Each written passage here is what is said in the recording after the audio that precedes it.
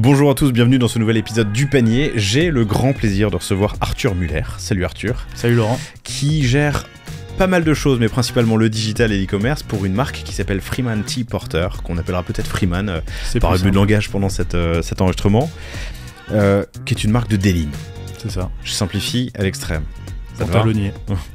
Un pantalonnier. Qui a une histoire assez intéressante, une histoire de famille. C'est une marque qui avait été créée par un Allemand qui s'appelait Rainer Geilfuss, ouais. Geilfuss, et dont tes parents étaient les distributeurs pendant un temps, avant un jour de racheter la marque intégralement. Il y a eu des hauts et des bas, on en parlera. Aujourd'hui, c'est une marque qui fait dans les 25 millions d'euros de chiffre d'affaires, ouais, tout à fait. En direct et avec 750 revendeurs. En e-com et avec 750 revendeurs. Le e-com pèse une dizaine de millions dans le CA, ce qui n'est pas rien, mais surtout que en 2018, il pesait 10 fois moins, ce qui est intéressant. Vous avez pris une strat qui était de fermer les boutiques et d'accélérer sur le e-com, tout en préservant, on va dire, l'omnicanalité et la distribution avec les revendeurs. Ça va être hyper intéressant. Et voilà, tu vas me raconter l'histoire de cette marque. On va parler de la manière dont tu as réussi à faire exploser le e-com en l'espace de quelques années. On parlera de famille, parce que c'est une boîte familiale. Tu bosses avec ton père, ta mère, ta sœur à une époque. Sujet plus qu'intéressant. Sujet hyper intéressant. On parlera de ta stack technique. Tu es sur PrestaShop. Et très heureux de l'être, et tu me diras comment et pourquoi. Tu as dupliqué le site pour faire du B2B, ce qui est un grand sujet en ce moment, vous le savez, chers auditoris. Et on parlera de contenu. Tu me dis tout commence par la vidéo. La vidéo, c'est primordial. L'image, évidemment. L'image primordiale, aussi. Vidéo primordiale. Ouais. Et ben voilà, ça nous fait pas mal de sujets. Je suis très heureux de te recevoir. J'ai reçu il y a quelques semaines une marque qui s'appelle Laforie Paris. Il y a quelques similarités, vous le verrez, chers auditoris, si vous avez écouté l'épisode et si vous écoutez évidemment celui-là. En tout cas, je vous souhaite la bienvenue. Et puis c'est parti. Arthur, merci de me recevoir. Je t'en prie, tes parents s'appellent Evelyne et Pascal. Ouais. Et un jour, 3 ans après le lancement de la marque Freeman Tea Porter, ils achètent les droits, ils prennent les droits pour le distribuer sur la France. Ouais, Freeman, ça fait maintenant trentaine d'années que ça existe. Et moi, je suis vraiment, je te disais tout à l'heure en off, pur produit Freeman. Mes parents, ils ont lancé la distrie en 1996. Mon père, il était sur un salon. À l'époque, ils avaient une petite boutique de prêt-à-porter dans la région. Et au détour d'un salon, il a vu cette marque. Il s'est dit, punaise, faut que j'arrive à faire la distrie en France. Et à force d'harceler un petit peu le boss à l'époque de la marque qui était distribuée qu'en Allemagne, il a réussi à avoir la distrie. Ils ont lancé ça sur un réseau. Ils ont monté tout ce qui est agent, logistique, etc. Et ça a fait son chemin, ça a fait du chiffre, et est arrivé 2009, on en parlait tout à l'heure, où en fait le chiffre avait vraiment progressé. Et ils se sont dit, avec l'allemand à l'époque, soit tu me rachètes, soit je te rachète. A tellement progressé qu'à tel point que la boîte de tes parents, qui s'appelait EP6 EP6 à l'époque. Qui s'appelle toujours EP6 ou pas? Non. Non. Ok. Non. Qui s'appelait EP6, représentait les 2/3 du chiffre de la marque au global, dans ces eaux-là. Oui, c'est quelque chose comme ça, ouais. Et du coup, en fait, ils ont soit racheté... je te rachète, soit tu me rachètes. Voilà, c'est ça. Et du coup, mes parents l'ont racheté lui. Et en fait, depuis 2009, ils gèrent vraiment la marque dans son intégralité. Donc, ils ont récupéré toute la partie design, prod, qu'ils n'avaient pas avant. Avant, c'était vraiment que ils étaient distributeurs. Seulement distributeurs. Ils ont commencé avec une petite boutique. Ouais. À Metz. À Saint-Avold. À Saint-Avold. Quelques minutes de Metz, à une demi-heure de Metz environ. Qui est connu pour son péage. Non, c'est très, très cher, péage d'ailleurs. C'est le premier péage quand tu viens de Strasbourg. Exactement. Le péage de Saint-Avold. Ouais. Et vous êtes toujours là-bas, vous êtes à Creutzwald, à côté de Metz, à quelques minutes de Metz, où la marque est basée. Ouais. Aujourd'hui, on a un bureau à Paris, un petit bureau de style à Paris et un bureau à Metz. Mais le siège social est toujours à Creutzwald avec la logistique. Et donc, en 2009, ils se mettent d'accord avec le fondateur de la marque pour se dire, on te rachète. Ouais. Tu te souviens comment c'était valorisé à l'époque ou pas? Sans parler forcément de montant, mais en multiple de CA ou alors là, on en a discuté il y a encore pas longtemps avec mon père qui me racontait qu'il est allé le voir à Munich. Ils sont allés dans un Starbucks. Ils ont chacun écrit sur un petit bout de papier ce qu'ils pensaient, ils l'ont tourné, ils se sont mis d'accord comme ça, en 5 minutes c'était réglé, et ensuite voilà, les avocats ils ont pris le relais. Maintenant, combien ça s'était vendu à l'époque, moi j'étais encore un peu jeune, j'ai pas les tenants les aboutissants du deal. Non, mais ça doit être intéressant, et j'aurais bien aimé être dans ce Starbucks. Ouais, non, mais c'est parce clair. qu'ils avaient donc en distri 2 tiers ou un truc comme ça du CA, ça faut le comptabiliser, faut le valoriser, mais en même temps la marque a une valeur, hein, c'est une valeur qui est un peu impalpable, quoi. Ouais, c'est dur à chiffrer, c'est clair, hein. Ok.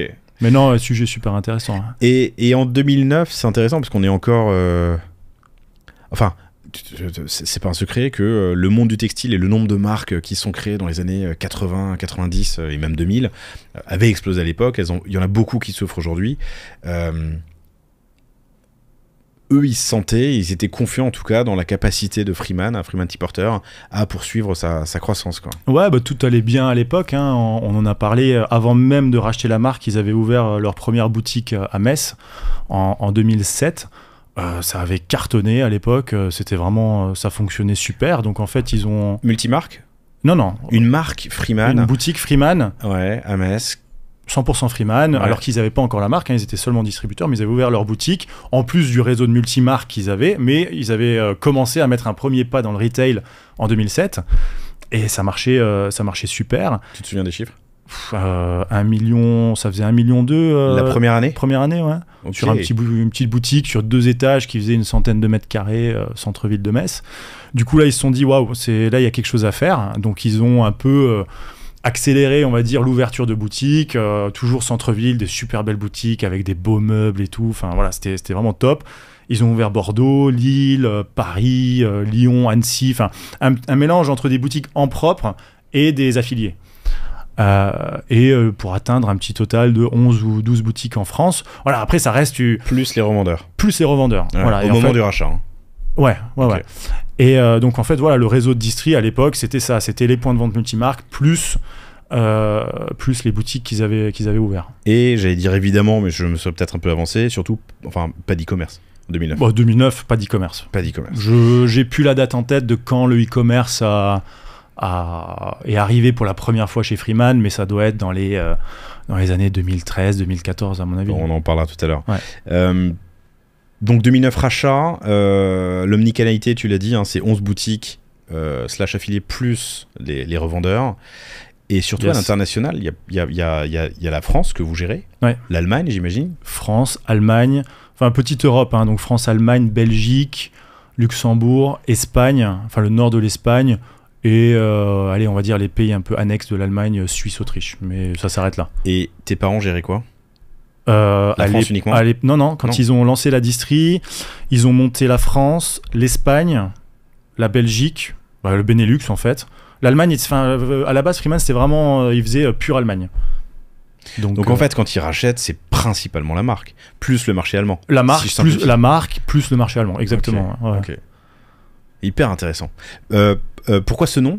Freeman T. Porter ? Ouais. C'est une petite histoire, on en a pour 2 minutes. En gros, Freeman T. Porter, c'est le nom d'un soldat américain qui est venu en France pendant la Deuxième Guerre mondiale. Et en fait, à la fin de la guerre, il n'est pas retourné aux États-Unis. Il a rencontré une Allemande. Ils ont eu un enfant ensemble. Et en fait, cet enfant, il est devenu styliste. Et c'est lui qui a créé la marque Freeman T. Porter en hommage à son père, donc le soldat, qui d'ailleurs est décédé il y a vraiment pas longtemps, il y a 2-3 ans à Saint-Louis aux États-Unis. Et en fait, tu parlais de Rainer Geilfuss tout à l'heure. En fait, lui, c'était l'associé de ce jeune styliste. En fait, c'est ensemble qu'ils ont créé la marque Freeman T. Porter. En l'honneur du père de... Ouais, okay. C'est ça. Ok, intéressant. Donc c'est pour ça, aujourd'hui, effectivement, on nous demande souvent c'est de quelle origine Freeman T. Porter. On a un peu du mal à répondre, on ne sait pas dire est-ce que c'est américain, est-ce que c'est allemand, est-ce que c'est français. Au final, c'est un peu de tout ça, quoi. Mais aujourd'hui, on est une boîte française, marque française, avec un héritage, on va dire, américain et allemand. Ouais, et un peu de teaser, un peu de teasing pour la suite. Mes chers amis, on va parler de l'ouverture prochaine et du test sur les États-Unis. Ouais. Vous avez tout. Au-delà du nom, c'est vrai que j'avais pas l'histoire en tête. Vous avez tout pour faire un énorme carton. une boîte hommage, un soldat américain resté en France, revenu aux États-Unis, puisque tu m'as dit qu'il est mort à Saint-Louis. Ouais. Sa marque Bah de ouais, il y a vraiment dans l'Allemagne post-guerre. C'est ça. Il y a vraiment quelque chose à faire et c'est à nous maintenant de faire du bon boulot pour réussir à raconter storytelling, à faire du storytelling, à raconter tout ça de la meilleure des manières et pour montrer aux Américains qu'on a des produits un peu cool à distribuer aussi. Ouais. Je reste sur ce nom. Rachat en 2009, aujourd'hui on est 2023, la marque a une trentaine d'années, tu m'as dit. Ouais. Ça a jamais été une friction. C'est pas si. facile pour un français. De quoi Freeman T. Porter. Alors d'ailleurs, je l'ai pas dit, mais vous pouvez aller voir le site. Hein, c'est Freeman, Freeman, T, la lettre, Porter comme porter.com. Ouais, c'est ça, tout à fait. Ouais. Freeman T. Porter, freemantporter.com. C'est pas un frein ouais. Le nom friction. Ah, bah aujourd'hui, enfin, si, clairement, aujourd'hui, on entend toutes sortes d'appellations. Alors, rares sont ceux qui disent Freeman T. Porter du premier coup. On a du Freeman Porter, Freeman Tree Porter, on a du Freeman tout court, du Porter Freeman. Enfin voilà, les gens mélangent un peu dans tous les sens, mais après, c'est ça qui fait le charme aussi. C'est cool. Il n'a jamais été question de le changer. Vous vous êtes posé la question? Non, enfin. Parfois, ça arrive comme ça, boîte familiale, le sujet sort sur la table, mais non. Boîte familiale, tu voulais dire soirée en famille? Non. Ouais, peut-être. Dîner de famille, ok. Dîner de famille. Non, non, on est très attaché au nom, et puis, enfin, le nom représente aussi une personne, donc non, pour nous, ça nous tient à cœur de le garder. Hein. Et puis Muller, c'est très bien. Muller, c'est très bien, mais Freeman T. Porter, ça voilà, plus. Ouais, on est d'accord. Hein. Pardon pour tous les Muller qui nous écoutent, et j'en ai beaucoup dans mon entourage. 2009 rachat, à ce moment-là, le constat, c'est 11 boutiques et plusieurs centaines de revendeurs. Ça marche bien. Ils venaient d'ouvrir la première boutique en 2007. Tu m'as dit, ils font 1,2 million la première année, c'est quand même assez dingue. Ils rachètent la marque, ils se lancent. 2013, première crise. Enfin, première, je sais pas si c'était la première, en tout cas, une crise. Bah, je pense que ça suivait un peu la crise de 2009, que nous, on n'a pas senti à ce moment-là, mais qui nous a impacté, nous en tout cas, plus tard, 2013-2014, et où en fait, ils se sont rendus compte, moi je travaillais pas encore avec eux à l'époque, mais ils se sont rendus compte que la fréquentation en magasin baissait, ça a probablement à mettre aussi en corrélation avec l'arrivée d'Internet, et en fait, la rentabilité qu'ils avaient avant, on va dire, d'un coup, était plus là. Les stocks, ils ont commencé à s'accumuler et ouais, moment très compliqué pour la marque à ce moment-là. Ouais.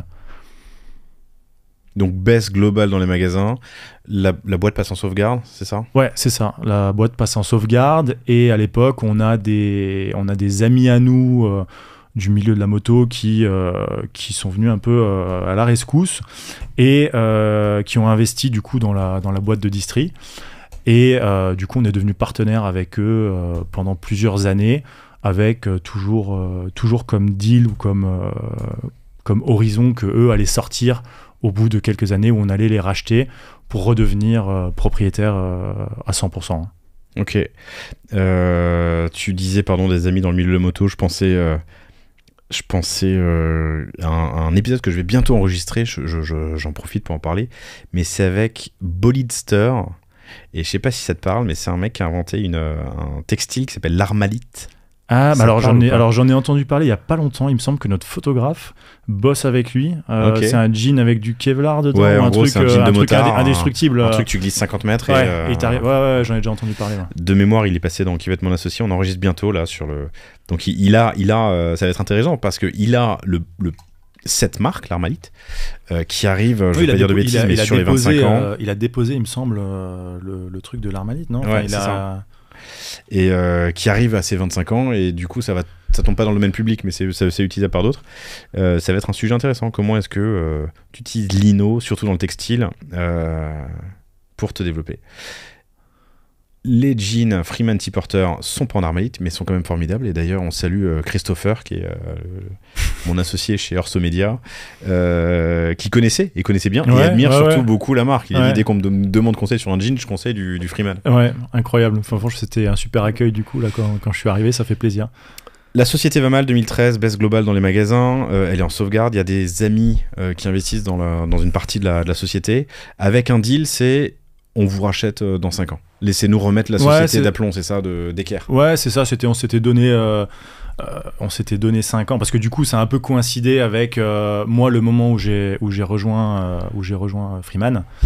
Et oui, le deal, c'était on se donne 5 années pour renverser la vapeur, on change de stratégie complètement, et au bout de 5 années, on vous rachète, et puis nous, on continue l'aventure. Et au final, c'est exactement ce qui s'est passé.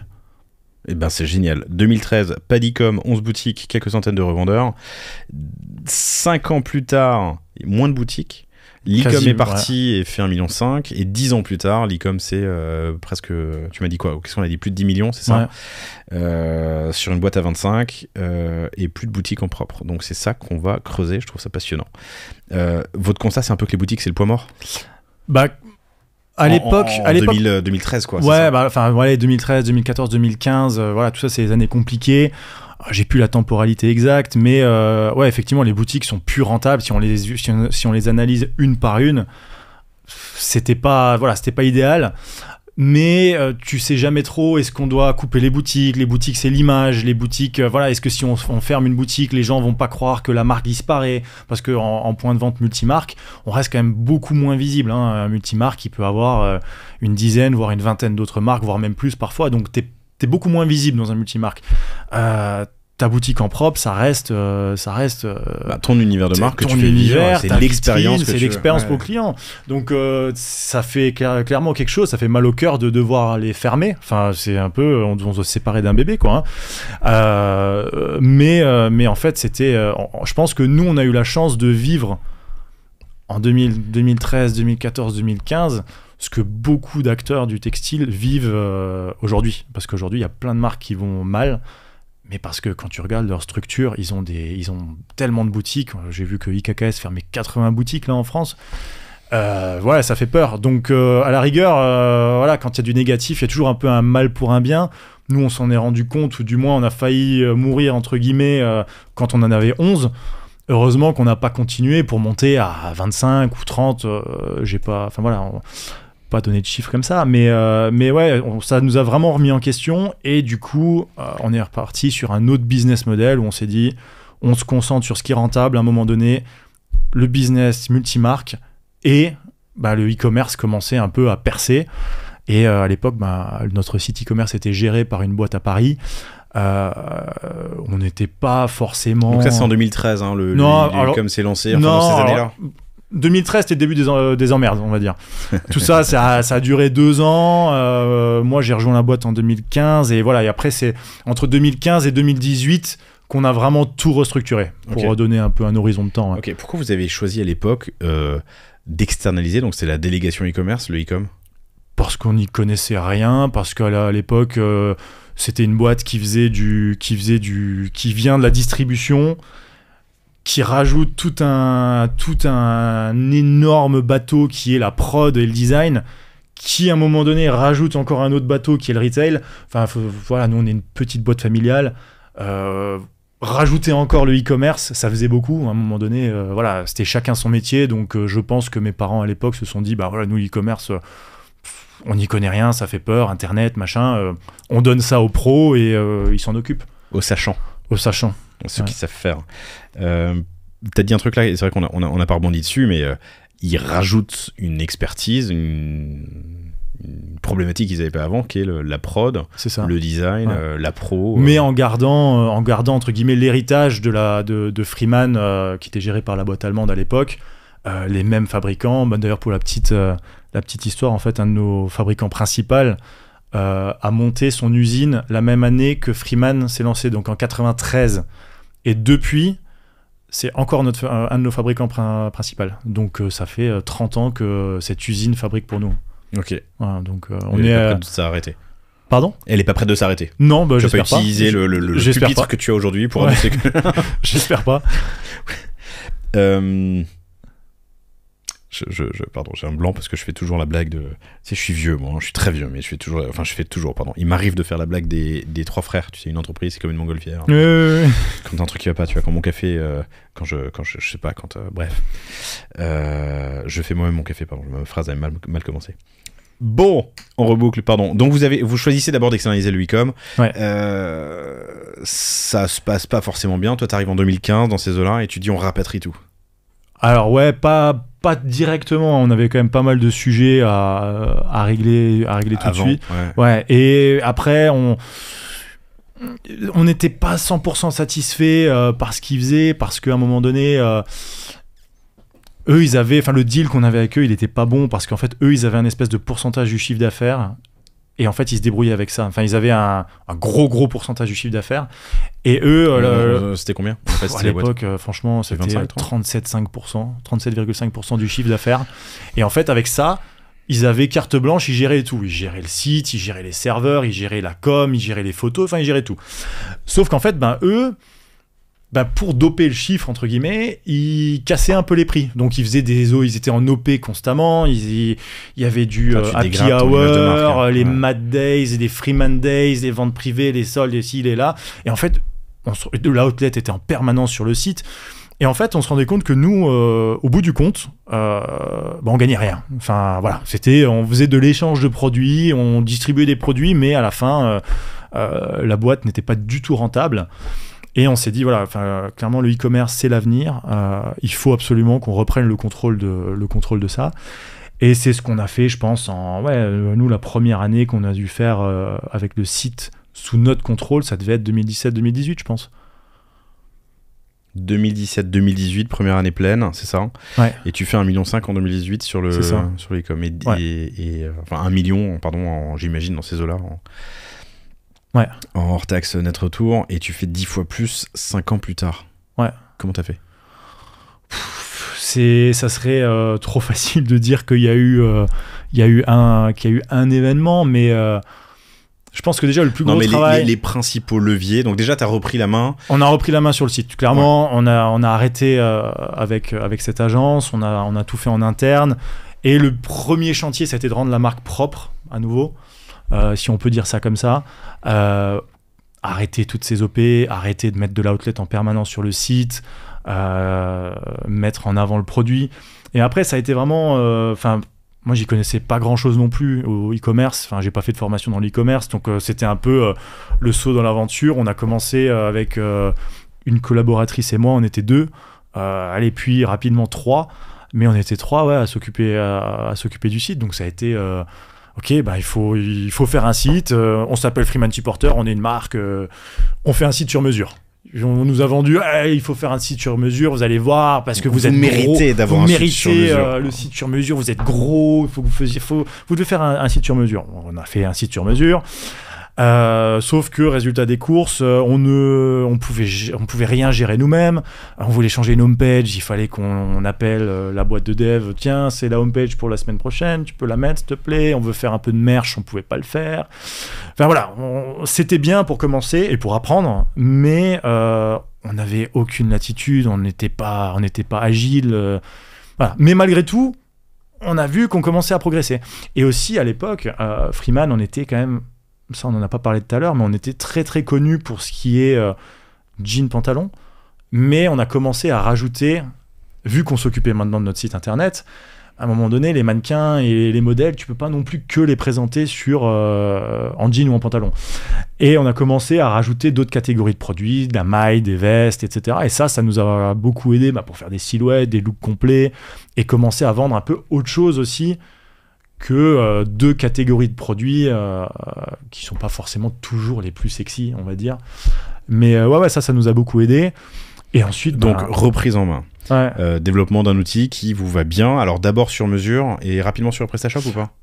Ouais, relativement rapidement. Okay. Je dirais que PrestaShop, on est passé dessus peut-être en 2019-2020.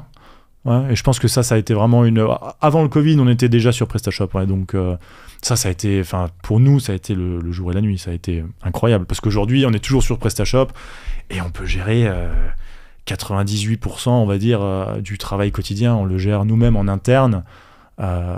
Et on ne passe par notre boîte de dev que quand on veut faire des devs spécifiques ou quand il y a des des nouvelles fonctionnalités à ajouter ou à développer, quoi. Ouais, et puis ce qui est bien aujourd'hui, c'est de se prendre un CMS sur étagère, Presta, Shopify ou WooCommerce, peu importe, et d'utiliser le développement pur que pour un middleware quand on a besoin, ou des fonctionnalités très spécifiques, un configurateur un peu complexe, des trucs comme ça, quoi. Bon, après, attention, hein, nous, c'est un PrestaShop, mais il est bien tuné quand même. Enfin, on n'est pas... Ce qui est l'avantage de PrestaShop, qui est totalement open source. Et, ouais. Donc non, l'agence a fait un beau boulot là-dessus. Donc, reprise en main, un système qui vous va bien, amélioration de l'image, et puis on enlève le outlet permanent et les promos en permanence. Quoi d'autre x10. Ouais, après, c'est l'acquisition. On y viendra tout à l'heure. Ouais, l'acquisition, toute une stratégie. Après, voilà, c'est un peu difficile parce qu'entre ce qui s'est passé en 2018 et ce qu'on fait maintenant, tu vois, ça a plus rien à voir. Mais oui, on a commencé avec un partenaire média à faire beaucoup plus d'acquisitions. Tout ce qui est Facebook, Instagram, maintenant Pinterest, c'est quand même beaucoup plus récent. Google, enfin, c'est des choses, voilà, on n'y connaissait rien à l'époque. Et on a commencé un peu à mettre les doigts dans la mécanique. Et puis ça a fonctionné. À un moment donné, les planètes, elles ont été alignées, ça a fonctionné. Et puis après, ce qu'il faut aussi dire, c'est qu'on maîtrise toute cette chaîne logistique. On a quand même un entrepôt qu'on gère nous-mêmes, donc on est capable de livrer super rapidement. Enfin, aujourd'hui, on passe commande sur le site avant 15h, on peut être livré le lendemain à la maison ou voire le surlendemain si on prend. Et c'est en interne, ça? Tout en interne, ouais. Ok. Donc on a un entrepôt avec une dizaine de personnes à temps plein dans l'entrepôt, plus des intérimaires en période de pic.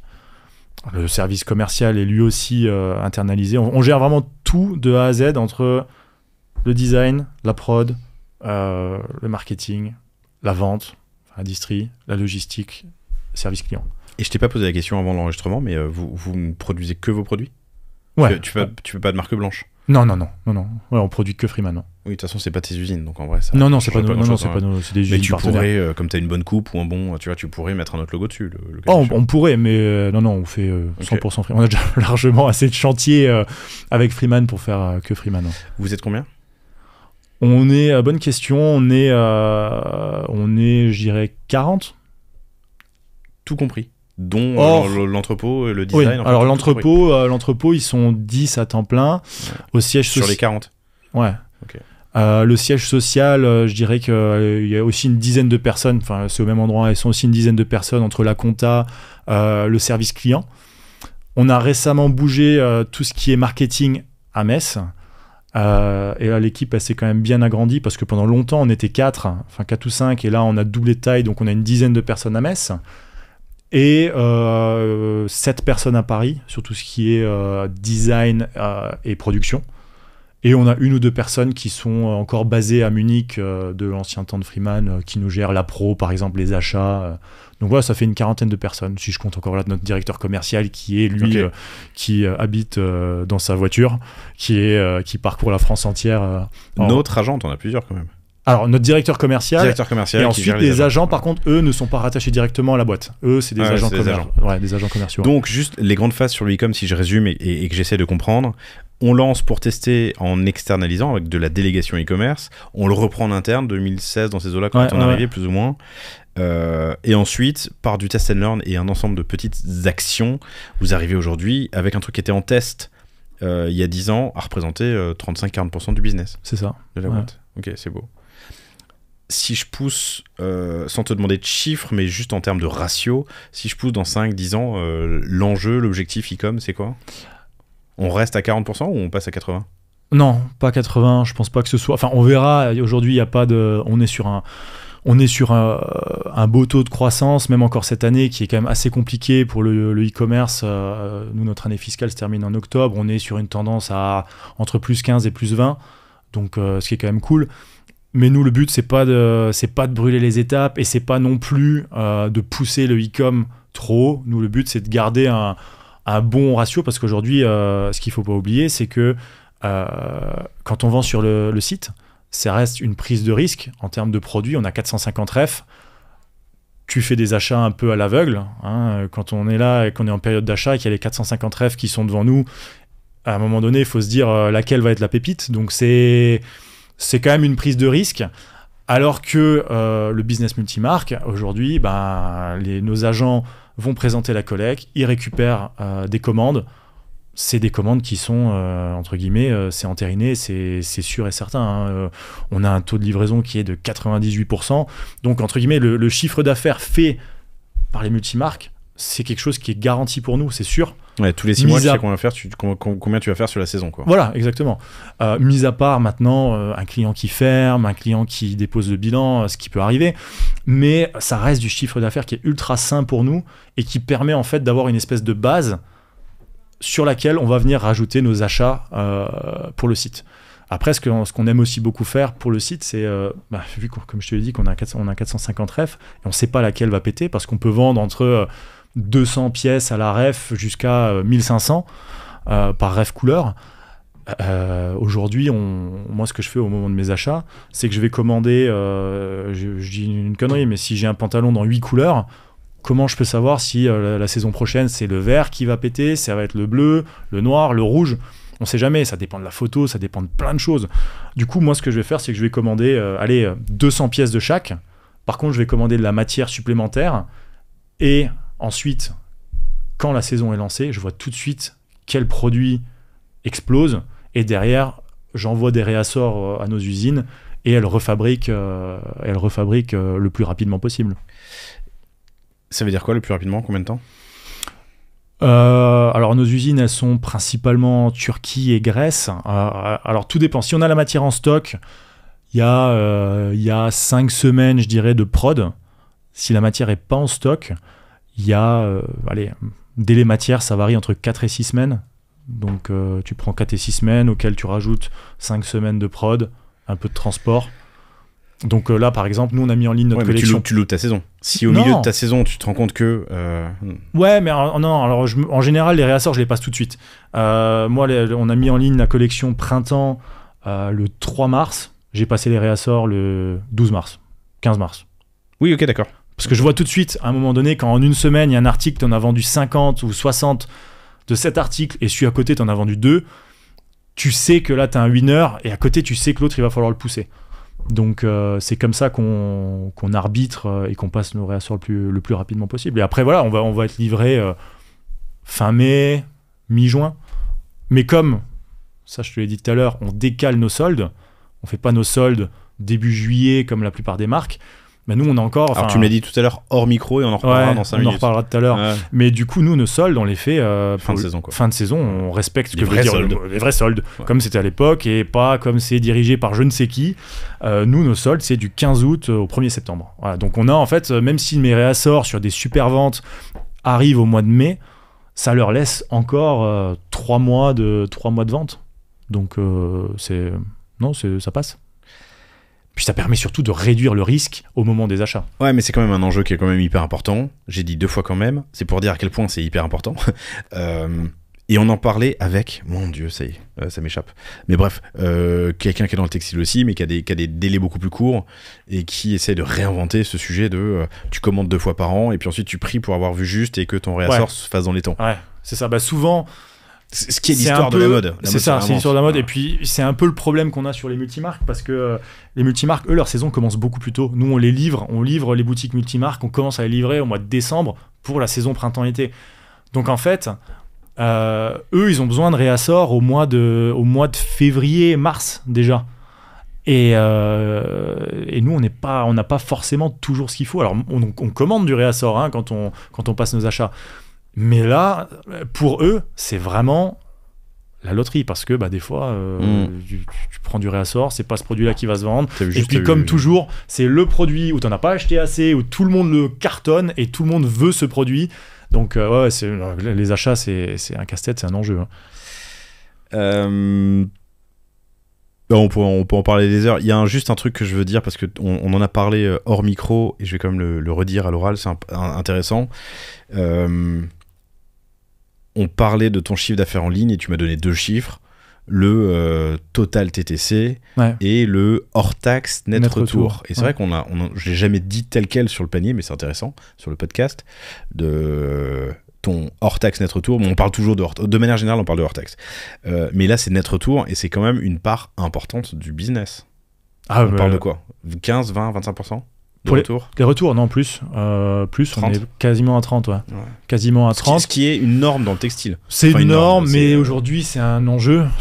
C'est clairement un enjeu parce que nous, chaque produit qui est retourné, il est traité à l'entrepôt. C'est un colis qui est ouvert, un client qui est remboursé, un produit qui est reconditionné, réensaché, remis en stock et potentiellement revendu. Donc, ouais, 30%, enfin... On essaye de faire baisser ce taux. On a mis en ligne des outils comme Fittle, par exemple, pour de la recommandation de taille. C'est un taux qu'on essaie absolument de faire baisser parce que ça représente des montants des sacrés montants. Et puis c'est dingue de voir aussi les différences entre les pays. Aujourd'hui, un pays comme l'Allemagne dans lequel on vend, c'est plus de 50% de taux de retour. Mais c'est 50%. Ouais. 55%, je pense. Mais en fait, c'est du try-out. C'est pas du virtual try-out. C'est leur culture, c'est leur culture de pays. Chez eux, souvent, voilà, ils vont avoir des paniers énormes. Ils vont dépenser 1000, 2000 euros en une commande. Mais ils prennent un vestiaire, ils regardent, ils déballent, ils regardent ce qu'ils ont envie de garder et puis ils renvoient le reste. Mais du coup, c'est un peu frustrant. C'est frustrant. C'est frustrant parce que c'est quoi ton délai de retour?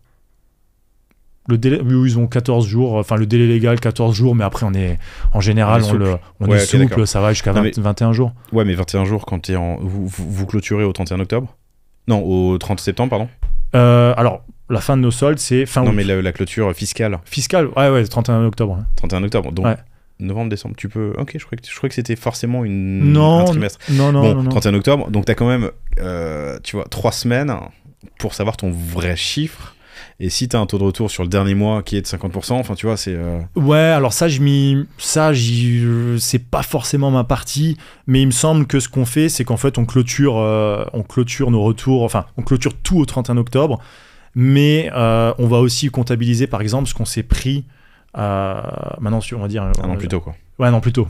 Donc okay. Début novembre, on se prend les retours du mois d'octobre. Enfin, parce que si on commence à devoir réintégrer et mettre de côté les retours qui sont liés à une commande du mois d'octobre, alors là, ça devient... Dans le service, moi je suis le cofondateur et le patron de Cosa Vostra, qui est une boîte de service, ton chiffre d'affaires comptable, c'est le chiffre d'affaires réalisé. Donc si tu as facturé 10 000 le dernier mois, mais que tu les as pas encore effectués parce que par exemple c'est un acompte, tu peux pas le comptabiliser. C'est vrai que je me suis jamais posé la question en e-com, mais en e-com il me semble que, enfin je sais pas, écoute, chères auditrices, chers auditeurs, ouais, on est sur il va falloir clarifier tout ça. peut-être que je dis des conneries aussi, je sais pas, voilà, on cherche tellement de trucs que ça. Sur cette période, avant de passer à la suite et à l'international mais sur cette période, vous fermez aussi les 11 boutiques. Ouais. C'était une société à part, vous aviez, comme beaucoup dans l'e-com, plusieurs sociétés, société distri, société retail, société e-com. Non, alors on avait deux sociétés, la société distri où il y avait le wholesale et le retail, et une société où il y a la marque dedans. Mais on n'avait pas d'autres sociétés, enfin plusieurs sociétés dans lesquelles il y avait les magasins. Top, je passe juste un peu à l'omnicanalité ou à la distribution. Donc vous avez eu à peu près 750 points de vente aujourd'hui, qui représentent une quinzaine de millions, c'est ça, de chiffre d'affaires, avec un sacré delta entre les... alors il y a des très gros revendeurs, mais sinon en moyenne en France, tu me disais qu'on est dans les 15K par revendeur. Ouais, c'est ça, on est à peu près entre 12 et 15 000 euros de commande moyenne chez nos revendeurs. On a quelques gros acteurs, mais pas tant que ça. On a quand même une structure de clients qui permet en fait de pas être dépendant ou ultra dépendant d'un client. Je te disais tout à l'heure que nous, le but, c'est vraiment d'avoir une distribution qui soit le plus clean possible, que le site internet ne fasse pas d'ombre aux multimarques. Mais par exemple, on a arrêté de bosser avec Amazon, on a arrêté de bosser avec Zalando. On essaie vraiment de sortir de tous ces pure players pour en fait laisser la priorité à notre réseau de multimarques, de petites boutiques qui vont faire 10 000 euros avec nous par saison, 10 000, 15 000, qui vont faire du réassort. Souvent, c'est des petites boutiques indépendantes, ou bien c'est des gens qui ont 2-3 boutiques dans leur département. Mais voilà, notre structure de boutique est comme ça. On n'est pas dépendant à 100% d'un énorme acteur. On a vraiment tout type de points de vente. Tu me vois faire des textos depuis tout à l'heure, vous me voyez aussi si vous nous regardez, parce que l'entretien est tourné, c'est juste que j'ai un indicateur sur mon écran là, qui me dit qu'il me reste 14 minutes, et en fait il descend moins vite que le temps. Je pense que c'est un calcul sur la taille disponible sur le disque dur. Je vais juste m'en assurer, et voilà pourquoi j'envoie des textos. Ok, pas de problème. À mes collègues.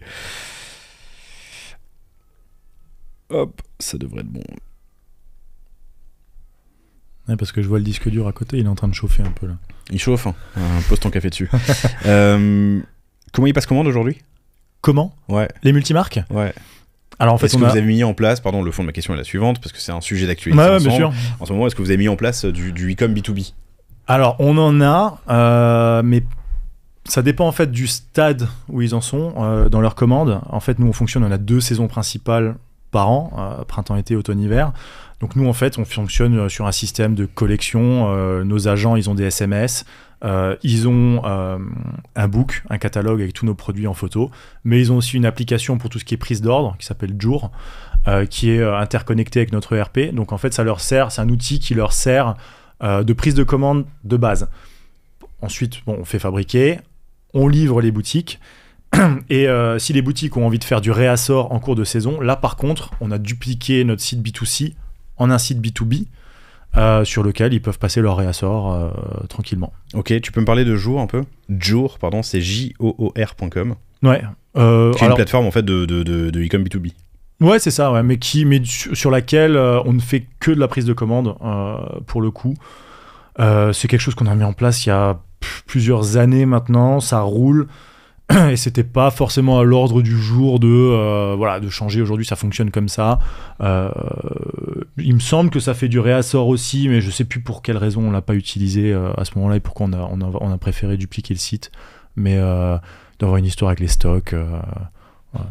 Et donc, en gros, c'est l'agent qui contacte les revendeurs, qui leur présente la collection. Il fait la première grosse prise de commande. C'est ça. On est à 50-50 par saison? Entre la prise de commande et le réassort? Non, entre les 2 saisons. Ah pardon, entre les 2 saisons, oui, grosso modo. Qu'il fasse 10 000. Oui, grosso modo, c'est ça, ouais, on est vraiment... Et le réassort, c'est quoi sur les 15 millions? C'est 2 millions? Ouais, le réassort, ça va être Donc il commande 7 pour une saison, 7 pour la suivante, et puis on réassort à peu près. C'est ça. Si je simplifie. Ok. Et donc le réassort, ils le font via... Réassort, ils le font via le site, le B2B, ouais. Qui est en fait une copie du B2C. Et qu'on met à jour régulièrement avec les photos de la saison. Ouais. Ok, hyper intéressant. Ça va changer? C'est pas le projet c'est pas la priorité absolue. C'est quoi. Pas le projet numéro 1. Ouais, ok. Priorité numéro 1. Top. Il y a un sujet que vous avez réussi à solutionner qui est intéressant. Quand tu as 750 points de vente qui voient arriver le e-com et l'une des marques qui portent, qui représente quand même 20K, 30K, 50K pour les plus gros revendeurs de leur CA, qui voient arriver le e-com, ils peuvent avoir peur. Mmh. Qu'est-ce qui s'est passé? Comment ça s'est traduit? Comment vous avez solutionné le problème? Ils ont clairement eu peur à un moment donné parce qu'ils ont vu qu'on a commencé à être de plus en plus actifs sur les réseaux, sur notre site, en termes d'envoi de newsletter, etc. Et en fait, un jour, la réflexion, elle est venue, je crois qu'on était à quelques jours du lancement de nos soldes. Et je suis allé voir mon père et je lui ai dit, punaise, il y a un truc il faut qu'on change quelque chose. Les soldes, on avait fait le constat que souvent, le premier jour des soldes, il est énorme. Le deuxième jour, c'est la moitié du premier. Et ensuite, bien souvent, on revient un peu à des niveaux... et ça dure comme ça pendant 1 mois, 6 semaines. Voilà. Et en fait, on s'est dit, punaise, il faudrait qu'on arrive à rallonger la durée de vie du produit.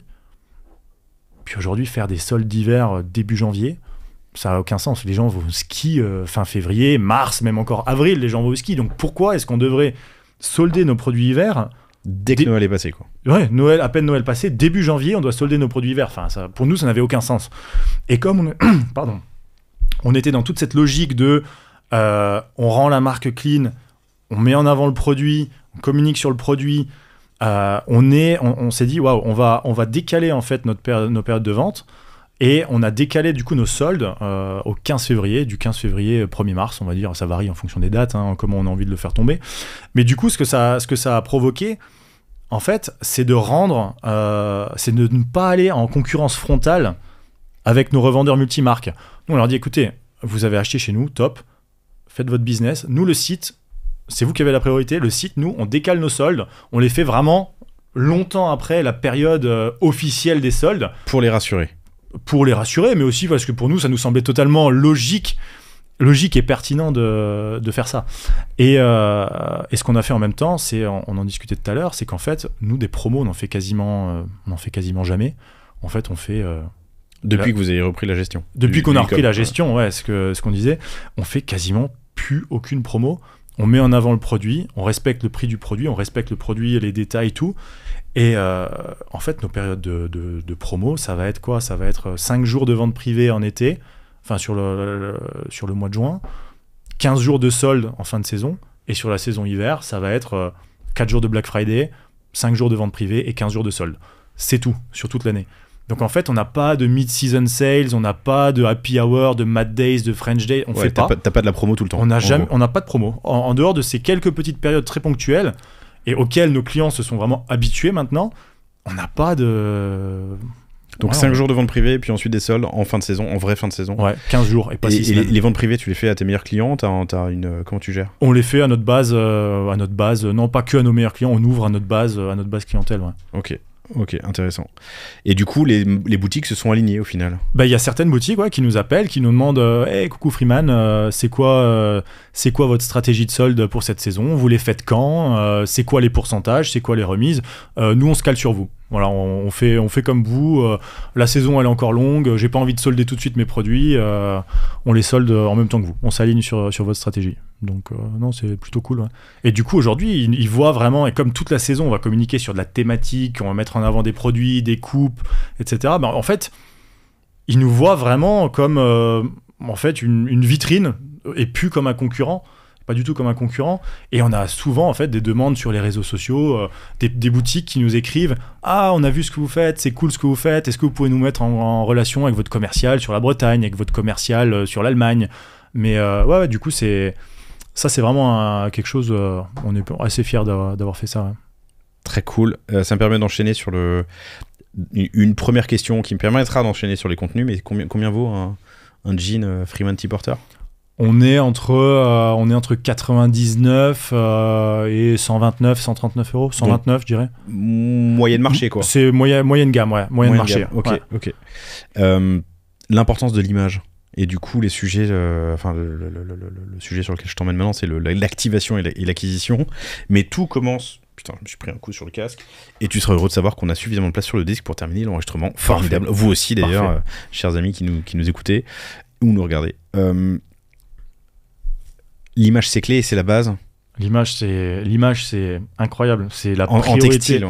Ouais, en textile, c'est la priorité. Pour véhiculer ton priorité absolue. Priorité absolue. Et aujourd'hui, nous, on a beaucoup travaillé dessus.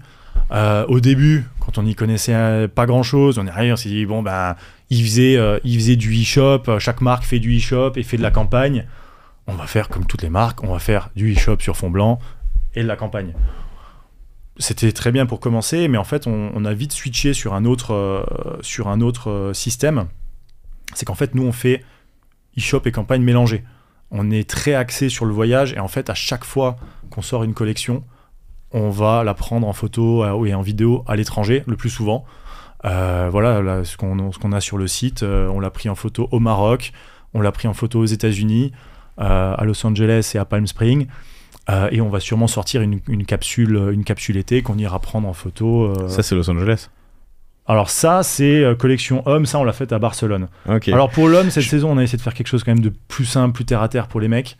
Mais ouais, c'est surtout sur la femme. Je suis sur la page d'accueil du site, donc freemantporter.com, et tout en bas, il y a une photo d'un mec qui pourrait être Danny Trejo jeune. Ça te parle ou pas, Danny Trejo ? Non, je sais pas comment on prononce. Je sais pas qui c'est. C'est on se permet, on a le droit de faire une parenthèse.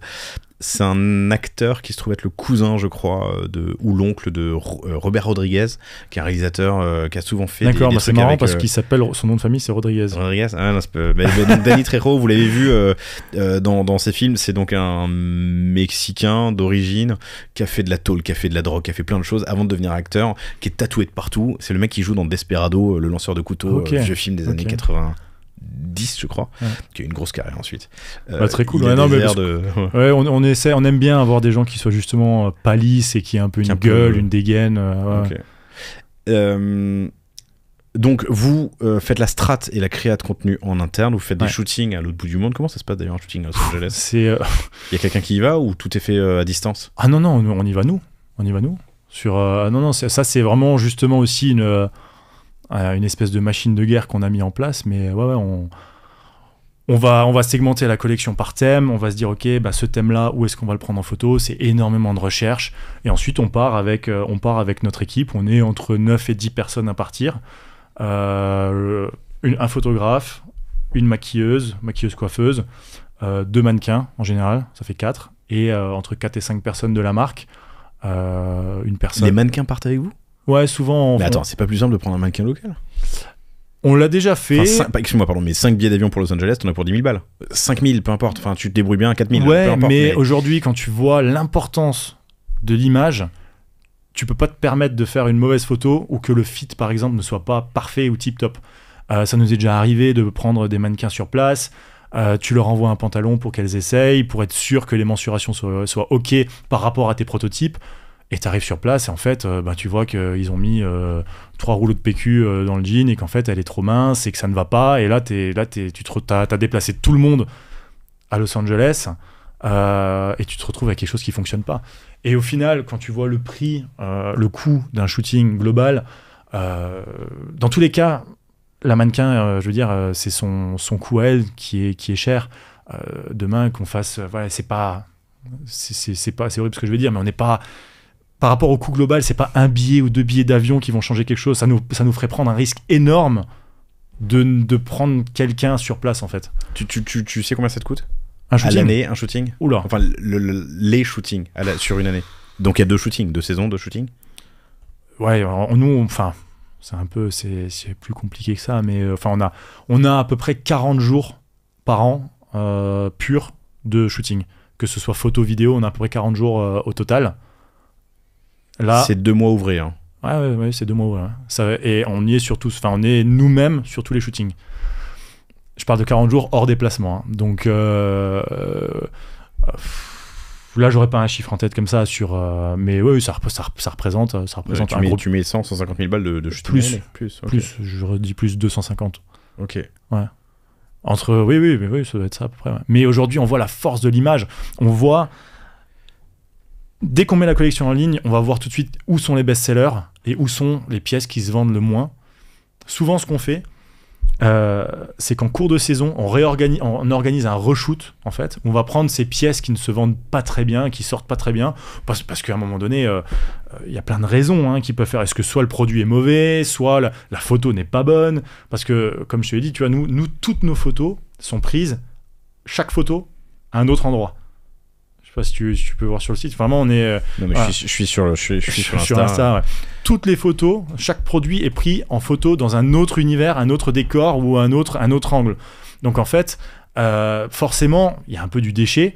Il y a des produits qui se vendent super bien, des produits qui se vendent moins. Donc on va organiser en cours de saison des reshoots et ce qu'on se rend compte, en fait, on va donner une deuxième chance au produit. On va peut-être changer la tenue, c'est peut-être le stylisme qui n'allait pas. On va changer la lumière, on va changer la mannequin, on va peut-être changer le photographe. Mais parfois, enfin même quasiment à chaque fois, on a des produits qui étaient vraiment en queue de peloton, qui juste en changeant la photo, se retrouvent dans le top 5 des ventes, juste derrière. Du coup, c'est pour rebondir un peu sur ce que tu disais là. Non, mais c'est hyper intéressant. Ton re-shooting, ton reshoot te permet de faire d'un worst seller un best seller ou d'un middle seller un best seller. Ouais. Juste en changeant la photo, parfois ça devient un best seller, mais c'est un truc de fou. Là, sur l'hiver dernier, il y avait certains produits, on en vendait, mais vraiment, mais pas du tout. Enfin, ça se vendait pas, ça sortait pas. On a changé la photo, on a vidé le stock. Il a fallu que j'en recommande, que je passe un réassort, juste en changeant la photo. Vous êtes allé en Colombie? Non, on est allé au Mexique. On est déjà allé dans beaucoup de pays. Pardon, je faisais ça. Alors ça, oui, ça c'est un petit partenariat qu'on a fait. C'est une fille qui justement partait en Colombie, donc on lui a envoyé 1 ou 2 tenues. Ouais. Et puis voilà le shooting des airs des agafés au Maroc. C'est beau, hein, c'est très très beau ce que vous faites. Merci. Mais c'est clairement c'est un challenge. C'est vraiment c'est un challenge. Et souvent, les gens, quand on part, nous disent « Ah, c'est trop cool, vous partez aux États-Unis pendant 10 jours, vous allez à LA, c'est des vacances, c'est trop bien. » Mais ce qu'ils ne voient pas, c'est qu'on se lève à 6h du matin pour tout préparer. Toute la journée, on shoot dans la rue, on roule le van, on déplace le van, on trie les photos, on a un retour écran en direct. Le soir, on reprépare pour le lendemain. Enfin voilà, c'est vraiment... c'est du boulot. C'est du boulot. Mais aujourd'hui, c'est ce qui fait clairement la force aussi de la marque. Et surtout, un autre truc, on parlait de l'image qui est tellement importante. On est dans un milieu du prêt-à-porter, du textile, de la mode. Enfin, j'ai pas envie de dire mode parce qu'on n'est pas des créateurs ou quoi que ce soit. Mais en fait, le milieu de la mode est un peu... il y a peut-être des gens qui vont pas trop aimer ce que je vais dire, mais des fois, on a l'impression que c'est un peu exclusif ou que c'est un peu inaccessible. Alors que nous, on a pris le contre-pied de ça. Chez nous, tu arrives sur notre site. Le but, c'est qu'en fait, les gens, quand ils arrivent, ils disent « Waouh !» Qu'ils prennent une dose de bonne humeur. Ils arrivent sur notre site. Nous, les mannequins, elles rigolent. Les mannequins, elles sont en train de boire un café. Elles sont en train de... Voilà, elles arrivent sur nos réseaux. C'est vivant. Le but, c'est de transmettre un peu de la bonne humeur, de la good vibe. Et que nos clients, ils ressentent ça, en fait, qu'ils arrivent chez nous et qu'ils se disent « Wow, mais trop cool !» Et puis, je m'associe à ça, que la photo, elle va être prise dans un coffee shop, elle va être prise dans une rue, elle va être prise dans un petit resto, dans une voiture, et qu'en fait, les gens se disent « Wow, mais en fait, je m'identifie totalement à ça. » Je trouve ça hyper intéressant. Je peux me permettre une remarque, une critique ? Bien sûr. Tu sais quel est ton budget d'achat média à l'année ? Ouais. Tu peux me le donner ? Ouais, ça doit être... 1,5 million. Ok. Donc tu mets un peu plus de 100 000 balles par mois en fonction des périodes. Ouais, bien sûr. Ouais. Ok. Non, ok, je pense extrêmement. Je trouve que t'as pas beaucoup de followers pour la qualité de tes photos et ton achat média.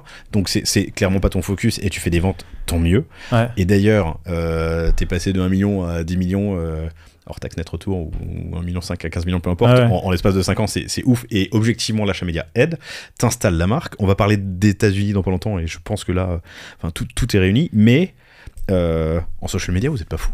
Non, alors je suis 100% d'accord, et c'est un sujet, j'en ai encore parlé pas plus tard, qu'il y a quelques jours, j'en parle avec tout le monde, mais notre directeur commercial qui me dit « Punaise, je pensais qu'on était à 300 000, mais je viens de voir qu'on est à 30 000, comment c'est possible ?» Mais je dis « Bah oui, mais en fait, et souvent je regarde les autres marques, plein de marques que je suis, quand je les vois, ils sont à 500 000, et je me dis « Mais comment ils font ?» Sauf qu'en fait, aujourd'hui, tu te rends compte que tout coûte très cher. Et nous, on a toujours privilégié la rentabilité. Demain, c'est facile d'ouvrir les vannes, entre guillemets, et de se dire allez, feu sur Instagram, j'arrose, je fais tourner le truc et je réduis ma renta. Mais nous, on a toujours voulu faire les choses vraiment doucement mais sûrement, toujours en surveillant que la rentabilité soit bonne. Et surtout ne pas mettre en péril quoi que ce soit. Enfin voilà, on n'a pas de fonds d'investissement ou quoi que ce soit derrière. On se dit pas on va être rentable dans 3 ans. On se dit vraiment on est là pour faire tourner la boîte correctement. Donc voilà. Je trouve ça intéressant. Ouais. Ta réponse. Mais je suis d'accord avec toi que j'aimerais bien être largement au-dessus en termes de... Mais je pense que c'est pas... ça va pas toucher la renta, mais on va en parler off micro. Et vous aussi, chers auditeurs, chères auditrices, appelez-nous sur ces sujets de création de contenu et d'activation. Donc, une grosse strate de créa, et la créa en interne. Vous faites vos shootings vous-même aux 4 coins de la planète 2 fois par an. Vous partez en vacances, c'est cool, c'est ce que tu m'as dit tout à l'heure. Exactement. Mais si tu veux, la prochaine fois, tu peux venir avec. Il n'y a pas de problème. On a souvent des gens qui nous demandent mais je peux venir, je peux masser les mannequins, je peux faire à manger, je peux faire taxi, tout ce que vous voulez. Tout le monde veut venir, donc on accepte. Non, mais c'est du boulot, on le sait bien. Mais quand même, 2 mois pleins, 40 jours de tournage par an. Bon, et quand t'es sur place, tu bosses le samedi, dimanche, j'imagine, mais. Enfin, pardon, je devrais peut-être pas dire ça au micro. En tout cas, tu bosses beaucoup. Mais quand même, c'est beaucoup d'efforts. Ensuite, une strate d'acquise, peut-être tradie dans certains cas, mais chez vous, en l'occurrence, il y a un point qui est important, c'est que vous mettez beaucoup sur YouTube. La vidéo, c'est primordial. Ouais, on s'est rendu compte avec le temps qu'en fait, la vidéo, c'était le premier point de contact un peu idéal pour le client. peut-être vraiment, c'est plus vrai maintenant. On en faisait beaucoup moins, je dirais, si maintenant on prend il y a 2 ans, on en faisait moins. Mais en fait, on s'est rendu compte que voilà, pour s'adresser une toute première fois à quelqu'un qui ne nous connaît pas, c'est parfait. On lui montre un peu notre univers. Derrière, les gens qui ont vu la vidéo ou qui ont interagi, on va pouvoir les retargeter avec du canvas sur Facebook, avec de la story sur Instagram ou sur Pinterest, et avant de lui montrer nos produits. Mais on n'est jamais, en tout cas, pushy dans le sens où on reste très humble, et en fait on va montrer à nos clients, enfin ou à des prospects. Rapproche-toi un peu du micro. Pardon, excuse-moi. Je prenais un peu mes aides sur l'arrière. En fait, on va vraiment leur montrer notre univers. On a dit voilà, hey les gars, ça c'est notre univers, ça c'est notre ambiance, c'est ce qu'on fait. Ensuite, on va leur dire voilà, on est Freeman T-Porter, on est une marque française spécialiste dans le denim, etc. On va un peu plus rentrer dans le détail. Et ensuite, on va leur montrer nos produits. Mais à aucun moment, on va leur dire achetez. Et même mes équipes, quand elles font des créas, quand elles mettent des textes, voilà, pour choper le look. Non. On n'est pas là pour choper le look ou pour vendre. Enfin, oui et non. Mais en fait, on essaye de toujours rester très. On montre du contenu aux gens. Si les gens ils adhèrent et ils aiment, parfait.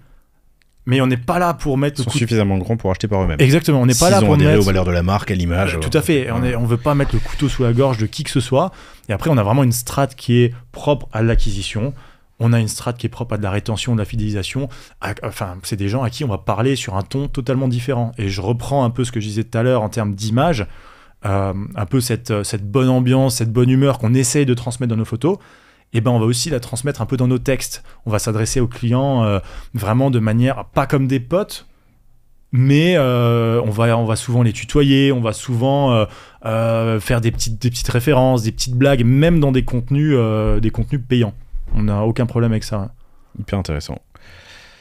Vous êtes sur Mailchimp pour les newsletters, vous faites du transac directement depuis PrestaShop avec Mailjet, c'est ça sur l'envoi d'email. Ouais, ça c'est. Mais ça change. Ça change. Gros chantier.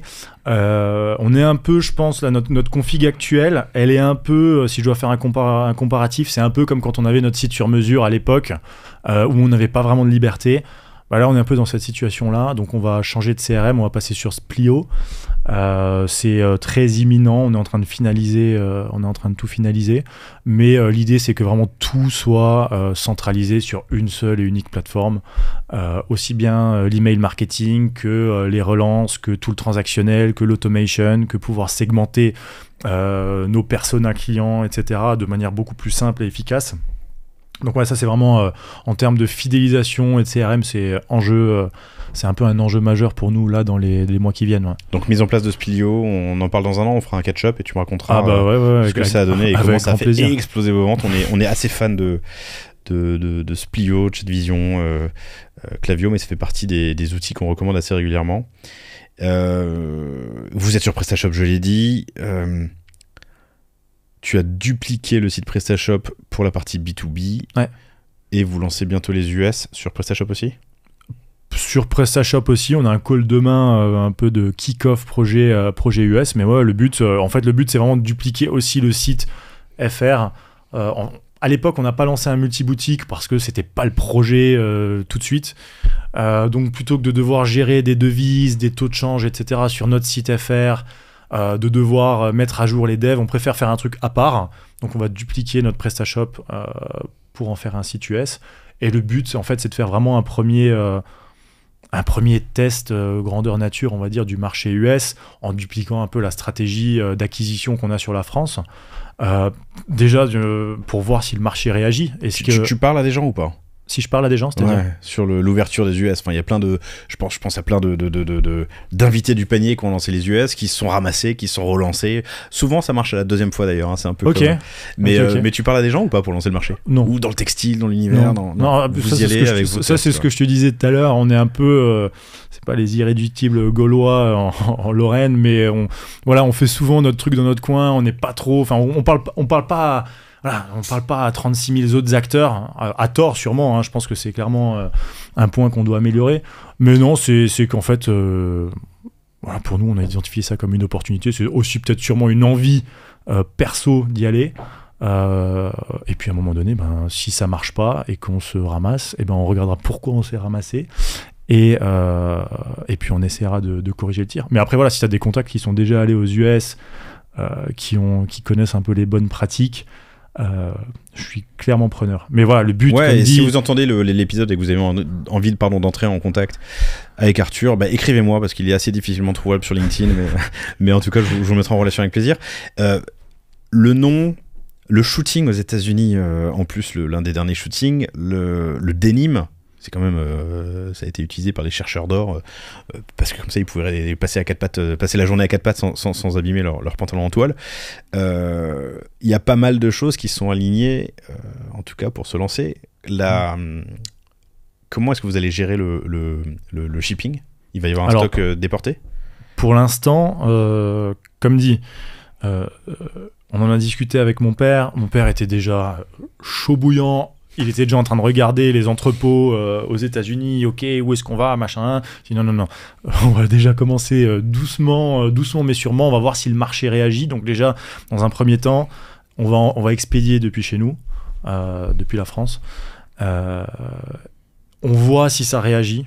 Si on voit qu'il y a un peu, s'il y a un minimum de rentabilité, si on voit qu'il y a un intérêt de la part des clients. Ensuite, on verra dans une phase 2 est-ce qu'il faut qu'on aille mettre un entrepôt là-bas, optimiser les US, peut-être mettre un petit bureau avec un entrepôt là-bas pour pouvoir réduire les frais de shipping, réduire le délai. Voilà. Vous avez une boutique sur Amazon. Alors s'il y a des choses sur Amazon, c'est probable. C'est un distributeur. Ça doit vraiment être du vieux de vieux, ou peut-être un magasin qui a mis ça sur Amazon, parce qu'en fait voilà, ce que je te disais tout à l'heure, c'est qu'on a vraiment arrêté avec la plupart des marketplaces et des pure players, et Amazon c'est le premier avec qui on a coupé déjà il y a plus de 3 ans je pense. Il sponsor en plus celui-ci. Ok. J'étais en train de, j'ai vérifié, je te posais la question parce que pour s'exporter aux États-Unis, ça peut être aussi une manière de faire, tu vois, passer par Amazon. D'accord. Potentiellement au détriment de ton image de marque, mais ça peut être un bon support. Ok. Écoute, je suis impatient que tu viennes me raconter dans ce catch-up ta mise en place de Splio et puis ton lancement aux US. J'ai le sentiment comme ça qu'il y a pas mal de choses qui sont alignées. En revanche, les Américains sont habitués à la livraison 24 heures, tu vois, 24-48 heures, jour même dans les grandes villes. Quand vous allez envoyer depuis Kreuzwald, la Lorraine... Écoute, on a un call demain avec pour le kick-off. Kick-off partie dev, mais aussi pour tout ce qui est transporteur. Donc on va voir où est-ce qu'on se situe en termes de délai. Mais après l'idée c'est quand même de miser un peu sur ce US France en termes d'image de marque. Voilà, et puis comme dit, c'est juste un test dans un premier temps. Voilà, on partira sur peut-être un délai de livraison de 4 ou 5 jours. Donc, bon, pour un test, ça devrait le faire. Après, clairement, c'est pas viable si on veut vraiment développer les US à grande échelle et vraiment faire ce qu'on a réussi à faire sur la France. Il faudra qu'on ait du stock sur place. Bureau et un stock là-bas. Mais le but, voilà, c'est vraiment juste du test and learn, voir si le marché réagit. Vous pouvez... Arthur me voit lever les sourcils, mais il y a une belle photo, vraiment sympa votre créa, hein, avec un beau Defender, ça a du sens, ça rappelle. Si vous voulez d'ailleurs voir un peu le off de ces shootings, il y a quelques-uns de vos posts sur votre page Insta, Freeman T Porter en tout attaché évidemment, mais sans caractères spéciaux. Freeman T Porter sur Instagram, où on voit un peu le off, le making of le backstage des shootings. Tu m'as dit un truc tout à l'heure quand on préparait l'entretien, on parlait justement des sites US versus les sites européens. Sur les sites US, souvent, tous se ressemblent. Il y a des choses, il y a des bonnes pratiques qui sont partagées. Ouais. Le menu sera au même endroit, le tel bouton sera au tel, CTA sera au même endroit. C'est moins le cas en France. T'as un avis là-dessus ? Est-ce qu'il vaut mieux se différencier par son parcours ? Alors, ouais, j'ai un avis, et puis je pense que mon avis, il a changé. En fait, au début, voilà, comme dit, on a lancé l'e-commerce, on n'y connaissait pas grand-chose. On nous a dit il faut un site sur mesure. On a fait un site sur mesure, puis on est passé sur un PrestaShop. Puis ensuite, il faut un site à votre image. Il faut machin. Donc on réfléchit. Est-ce qu'il vaut mieux que le menu soit à gauche ou le menu à droite? Est-ce qu'il faut qu'il y ait 3 traits ou est-ce qu'il faut qu'il y ait marqué menu? Est-ce qu'il faut que les photos aient cette taille ou cette taille? Comment doit être le tunnel de paiement? Il faut tout modifier et tout. Alors franchement, c'est cool. C'était top de le faire. Mais maintenant, en fait, voilà, je te disais tout à l'heure, je vais beaucoup sur les sites US, et ce que je trouve appréciable, c'est qu'en fait, tu vas sur un site, puis tu vas sur un autre, puis tu vas sur un autre, et en fait, tu retrouves la même trame. Ils sont tous sur Shopify. Alors, l'image change, mais après, les bonnes pratiques e-commerce, comme tu disais, où est placé le bouton du menu, comment va être ton checkout, comment tu sélectionnes tes transporteurs, comment tu payes, bah, tout ça, en fait, tu dis, ah, mais tiens, mais ça, j'ai déjà vu. Super, je sais comment ça marche. Et ensuite, tu vas sur le site, ah, mais celui-là, il fonctionne aussi de la même façon. Donc, je trouve que c'est rassurant et je pense que c'est vecteur de performance pour les sites internet qui utilisent cette technologie parce que du coup, le client se dit, waouh, j'arrive en terrain connu. Ok, le produit change, l'image change, la typo change, on sent que ça a été adapté à la marque. Mais quand il s'agit de convertir, ben, je suis en terrain connu, ok, je suis pas en train de me dire elles sont où leurs CGV, comment ça fonctionne le shipping pour eux, qu'est-ce qu'ils ont comme moyen de paiement, où est-ce que j'affiche les moyens de paiement. Non, tout ça donc je suis assez fan du système. Ça sert à rien de réinventer la poudre. Ouais, c'est ça. Bah, je pense qu'on a essayé de la réinventer pendant longtemps. Ouais. Je pense que tout le monde a essayé un peu de dire je vais faire un truc qui est canon, qui est mieux. Sauf que tu peux faire le truc le plus beau du monde.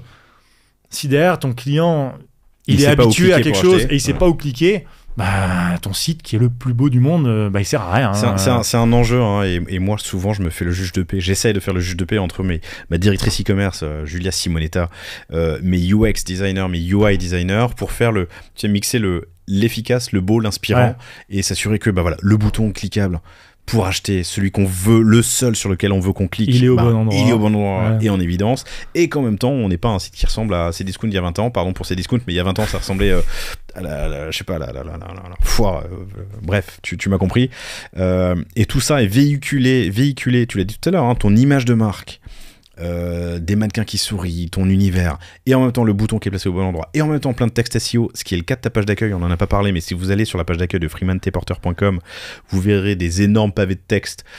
C'est du SEO.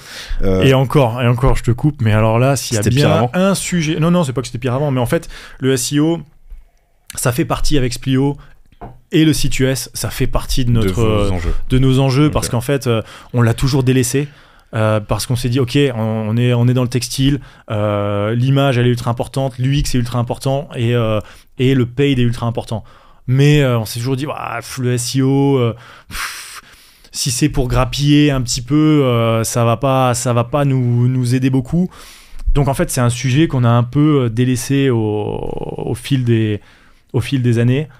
Ouais, mais oui, tu me montres. Je vois que tu montres la page d'accueil, certes, mais malgré tout, on a déjà fait des audits SEO. Malgré tout, oui, il y a du texte. Mais après, cette page, tu vois, elle nous sert vraiment limite que à dispatcher entre la femme et l'homme. Ouais. Et ensuite, on a nos vrais homepages, c'est sur la femme ou sur l'homme en fait.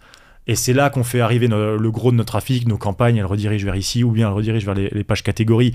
Mais à un moment donné, vu qu'on vend et de l'homme et de la femme, il a fallu quand même qu'on arrive à scinder un peu, si tu veux, laisser un univers pour l'homme, laisser un univers pour la femme.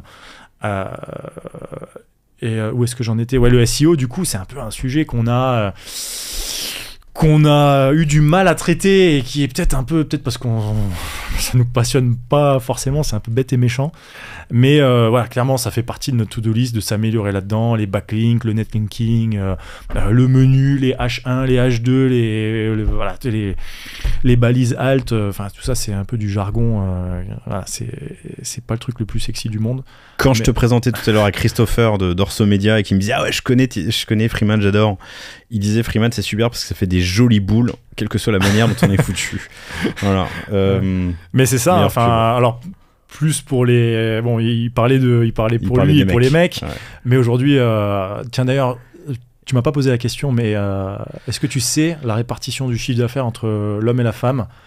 Non, et en vrai, tout à l'heure, je voulais te poser sur le site là. Ouais, sur le site. Tout à l'heure, je voulais te demander d'ailleurs quand est-ce que vous aviez lancé la femme, si ça a toujours existé. Et du coup, non, je connais pas la répartition. C'est marrant parce que à l'image, non mais même sur Insta, il y a que des mannequins, ça se dit mannequins, des mannequins femmes quoi. Femmes, ouais. Il y a que des mannequins femmes. Non, j'en sais rien. C'est quoi? 92,8. Alors 92 femmes? Ouais. Ok, c'est énorme. Ouais, c'est énorme. Ah putain, c'est marrant parce que Freeman, T-porteur. Ok, non, je suis surpris. Ouais. Et en wholesale, je dirais 85-15, quelque chose comme ça. Ok. Sur les boutiques. Et historiquement? Historiquement, l'homme était... Enfin, historiquement, ça a toujours été... à un moment donné, c'était moite-moite. À un moment donné, c'était 50-50. Mais ça fait des années que... Là... Mais c'était moite-moite parce que l'homme avait rattrapé la femme ou c'était l'homme Non, historiquement, c'est homme. Historiquement, c'était plus l'homme. Ok. Enfin, c'est plus né avec l'homme, on va dire. Ouais. Mais sur les dernières années, en fait, la femme a vraiment pris une part énorme. Et à un moment donné aussi, tu vois, on parlait de stratégie. Quand on a lancé le site, il a fallu qu'on choisisse et qu'on détermine une cible principale sur laquelle on allait vraiment taper dessus, on va dire, à laquelle on allait vraiment tout le temps adresser. Et pour nous, c'était la femme française entre 28 et 55 ans, on va dire. Et ça a vraiment été notre cible principale et c'est elle qui a explosé. L'homme a progressé aussi, mais juste beaucoup moins vite. Compris. 92,8, hyper intéressant. Et le temps file, j'ai envie de te poser une dernière question avant qu'on se quitte. Enfin, une question, c'est pas une question, c'est peut-être d'ouvrir un sujet. C'est une boîte familiale, donc c'est ton père et ta mère qui ont, dans les années 80, je me souviens plus, 60, 70 90. Ouais. 90, c'est ça, pardon. Ouais. Repris enfin, en tout cas, commencé à distribuer la marque en France. Aujourd'hui, ils sont toujours là, toujours opérationnels. Il y a ta sœur aussi qui a fait un passage ou qui fait des passages dans la boîte. Qui a fait un petit passage de 2 ans. Et tu m'as dit un truc quand on se parlait tout à l'heure. Tu m'as dit j'ai toujours su que je reviendrais.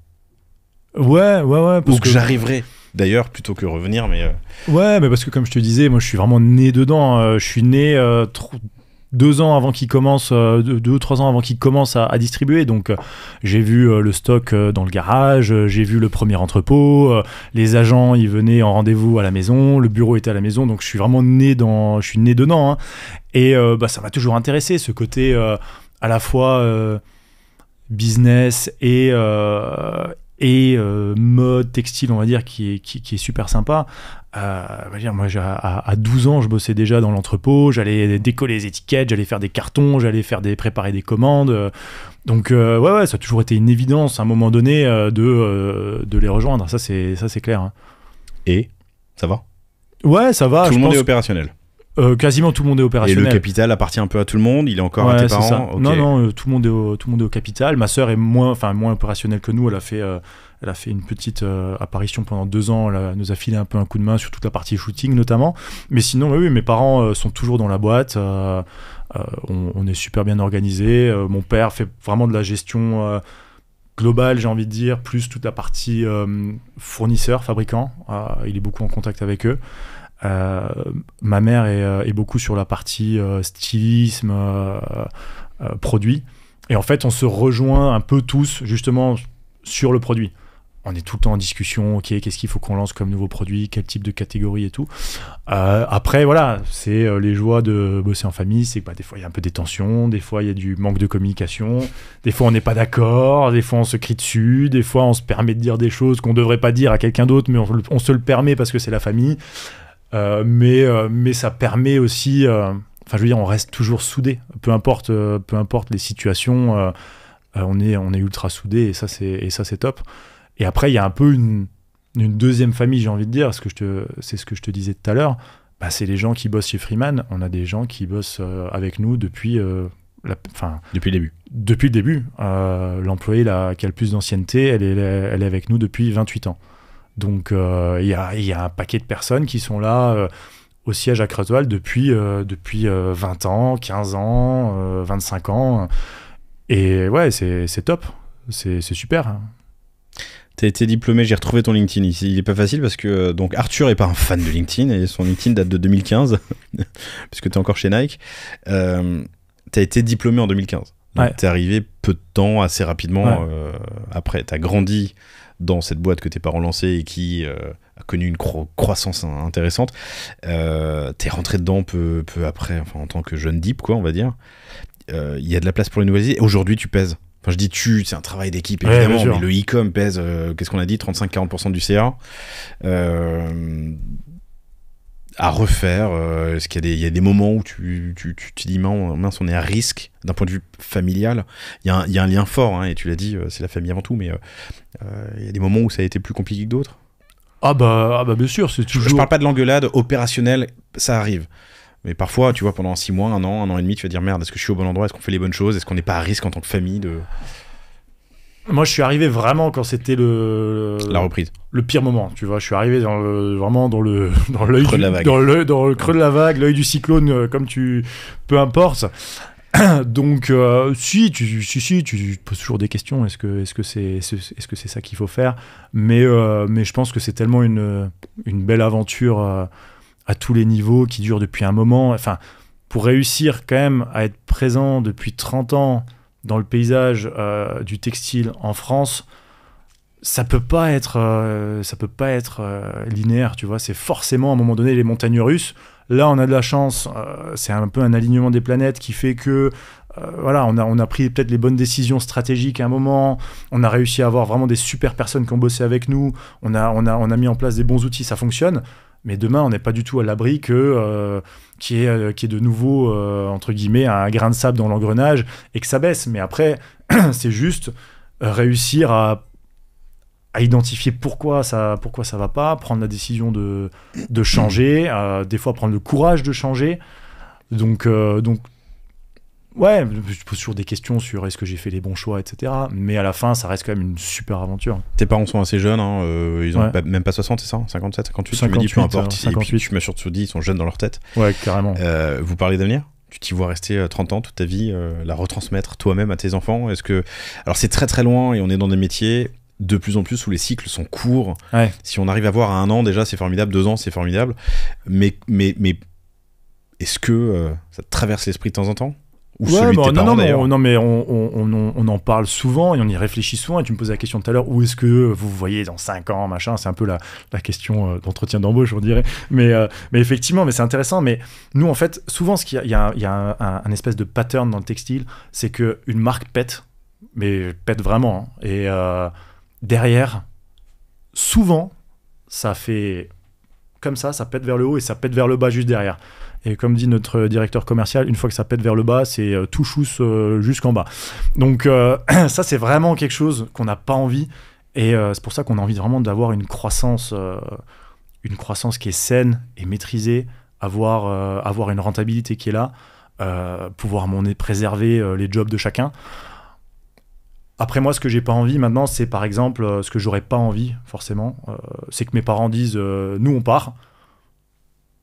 Tiens, débrouille-toi, sans qu'ils... Enfin, voilà, je sais pas trop, mais j'aurais pas envie, en fait, que leur retraite, ou entre guillemets, dépendent de ce que moi je vais faire de la boîte, tu vois. J'ai pas du tout... voilà, on fait du bon boulot, mais il y a tellement d'exemples de boîtes où les enfants, ils ont repris, la boîte, 3 ans après, elle s'est cassée la gueule. Moi, j'ai pas du tout envie d'être là-dedans, tu vois, donc... à voir, on verra. Moi, tout ce que je sais, c'est que j'adore ce qu'on fait. Enfin, c'est juste trop top. Enfin, je suis animé par ça. C'est jour et nuit. Mais voilà, j'aimerais pas que maintenant la retraite de mes parents dépende de ce que moi je vais faire plus tard avec cette boîte, tu vois. Donc. Ouais, s'il y a une transmission, en général, il y a un rachat. Ah, bien sûr, bien sûr. Là, quand tu fais le moi, LBO, moi, j'aimerais qu'ils soient tranquilles, tu vois, qu'ils se disent pas maintenant, oh punaise, qu'est-ce qu'il va faire le jeune le jeune, ça fait quand même 8 ans que je suis dans la boîte maintenant, mais qu'est-ce qu'il va faire oh punaise, il est parti de ce côté-là, nous on serait parti de ce côté-là. Voilà, ça c'est... Ouais. Cool. Arthur, merci infiniment. On se refait un catch-up dans un an. Qu'est-ce qu'on a noté ? On a noté Splio, on a noté les US et on a noté un 3e truc. Tu l'as dit tout à l'heure, qu'est-ce que c'était ? On va parler de beaucoup de choses. Hein. Ça me reviendra, mais en tout cas, on va au moins parler des US et de Splio dans un an et demi quand tu reviendras. C'était un plaisir de te recevoir. Qui est venu vers moi ? C'est Marie-Lise. Marie-Lise, qui est en interne. Hein. qui est en interne. Responsable de la com. Qui est à fond, elle est avec nous depuis quasiment le début. Je pense que ça fait 7 ans qu'elle est avec nous. Donc du coup, le deuxième début. le deuxième début. On a quasiment le même âge avec Marie-Lise. Et puis du coup, elle a vu la naissance du site. Elle a tout de suite été sur la com dès le début. Et puis aujourd'hui, elle gère pas mal de choses, notamment. Elle est très impliquée sur le projet Splio. Et du coup, c'est elle qui t'a contacté parce que elle est vraiment une grande fan du panier. Et elle m'a dit punaise, il faut trop que tu ailles les voir, Laurent, c'est trop cool, ça va trop bien matcher. Et donc voilà, je la remercie et je lui passe un petit coucou au passage. Et ben moi aussi je la salue, Marie-Lise Carvalhosa avec H-O-S-A à la fin. Ouais. C'est comme ça s'entend. Mariée Répéti maintenant. Ah pardon, mais sur son LinkedIn c'est toujours Carvalhosa, HOS à la fin, qui elle est plus active que toi, parce que moi ma demande de contact elle date d'il y a 3 mois et je suis toujours pending, en attente. Donc si vous voulez creuser le sujet avec Arthur, écrivez-moi, je vous mettrai en contact, si tu l'acceptes évidemment. Et puis évidemment allez faire un tour sur freemanteporter.com pour voir ce dont on a parlé depuis 1 heure. Et voilà, merci à toi. Merci. Tu fais pas ça souvent. Hein. Non, je fais pas jamais. T'en es très bien sorti. Jamais. C'était très cool. Première fois. Okay. J'aime bien les histoires familiales. Ouais. Et merci à vous toutes et tous d'être toujours aussi fidèles. C'est super de vous voir tous les mois. Vous êtes entre 15 et 20 000 auditeurs uniques. C'est quand même assez dingue. Parce qu'ils écoutent parfois 1, 2, 3, 4, 5, 6 épisodes par mois. Mais 15, 20 000 personnes tous les mois, je trouve ça hallucinant. Merci à toi, merci à vous et à bientôt. Merci.